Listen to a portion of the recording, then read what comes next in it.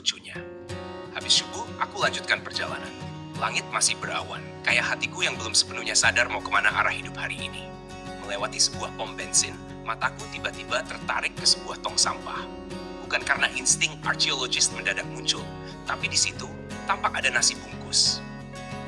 Yang anehnya masih bagus, rapi, dan belum tersentuh sama sekali.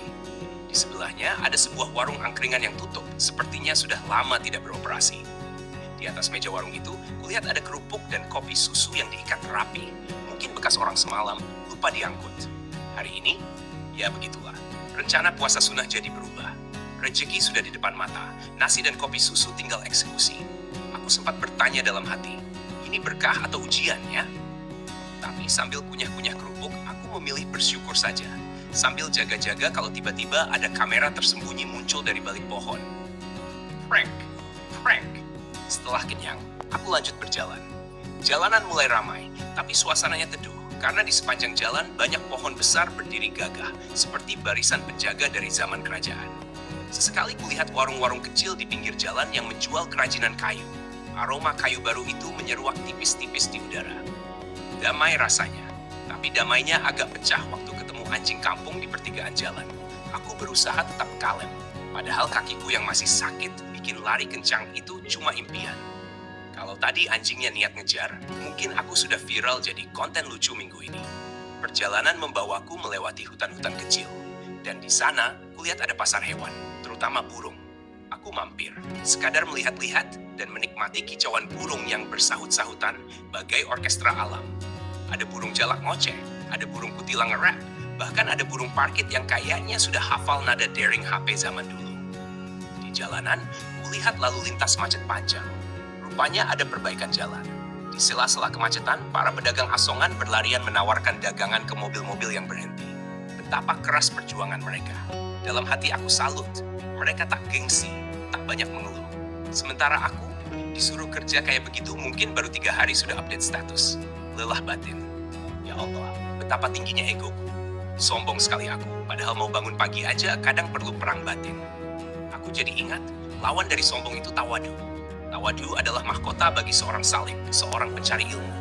Tanpa tawadu, ilmu itu berat masuknya. Seperti air hujan yang turun di atas daun talas, numpang sebentar lalu jatuh, gak pernah betah menetap. Contohnya, dulu waktu aku SMA, aku termasuk anak yang, ya bisa dibilang aktif. Aktif bikin keributan. Setiap kelas kan pasti ada tuh kategori, yang rajin, yang cuek, yang humoris, yang suka tidur, yang bikin guru migrain. Aku yang pojok belakang spesialis bikin guru olahraga ekstra sabar. Hubungan dengan guru udah kayak teman. Hilang sudah rasa hormat. Diskusi, debat. Suruh diam, balas cengesan. Akhirnya, ya sering dikirim umroh ke kantor kepala sekolah. Pernah juga dibotakin, pernah juga kena skors. Bahkan 3 bulan sebelum ujian, aku dilarang ikut pelajaran 2 mata pelajaran sekaligus. Teman sejawatku dalam kenakalan, si Yudi Setiawan, yang entah kenapa dipanggil kampret. Awalnya aku sungkan manggil dia begitu, tapi karena semua orang manggil dia begitu, akhirnya ya, keterusan. Waktu skors, aku sama kampret malah senang. Bukannya sedih, malah tiap hari nongkrong di terminal, main PS sepuasnya. Setiap pagi tugas rutin kami, push up dan buang sampah keliling sekolah karena selalu telat masuk. Surat izin telatku sampai numpuk di meja guru, tebalnya hampir kayak majalah mingguan. Jam sekolah masuk jam 7, aku dari rumah jam 7 kurang 10. Nunggu angkot lewat sambil berharap angkotnya kayak roket. Dan puncaknya saat ujian nasional. Dari SD, SMP, SMA, aku selalu saja duduk di depan, persis di depan mata pengawas. Kalau teman-teman bisa saling lirik jawaban aku, boro-boro. Jangankan nyontek, napas aja kayak dikontrol. Nasib. Tapi semua itu pelajaran hidup. Kalau dulu tidak bandel, mungkin aku tidak bisa belajar tentang makna tawadu dari jalanan dan kegagalan sendiri. Betapa Allah itu maha baik, yang sabar nungguin kita sampai akhirnya sadar, meski harus jatuh bangun kayak orang belajar naik sepeda. Setelah ketemu Kiai, aku duduk santai sambil ngopi bareng beliau. Suasananya adem, suara burung nyaring di kejauhan kayak background alami. Lalu beliau bercerita sambil senyum tipis penuh makna. Dulu, waktu sekolah, kata beliau, aku disuruh guru ruhani untuk jangan terlalu mengikuti pendapat pelajaran dari guru sekolah. Aku melongo. Loh, Kiai, maksudnya? Beliau lanjut, iya, tujuannya biar pikiran tetap murni, gak ketumpuk sama pendapat-pendapat yang belum tentu kebenarannya. Biar hati bersih, gampang nerima ilham. Aku ngangguk-ngangguk kayak burung pelatuk. Baru ngeh. Pantas saja beliau cerita, nilainya waktu itu memang pas-pasan. Kayak sandal jepit putus, jalan tapi ngesot. Beliau juga menambahkan, pelajaran di sekolah itu kan kebanyakan dari pendapat manusia. Soal arti hidup, kebahagiaan, tujuan hidup. Padahal manusia sendiri sering keliru. Jadi lebih baik jaga kemurnian hati. Aku cuma bisa manggut-manggut sambil dalam hati bersyukur. Oh, ternyata kelakuanku dulu yang rada bandel di sekolah itu. Ada hikmahnya juga. Bunyi tamparan kecil ke pipi sendiri biar sadar. Beliau melanjutkan, coba lihat Rasulullah SAW. Beliau tidak sekolah, tidak bisa baca tulis. Karena memang untuk menjaga kemurnian itu.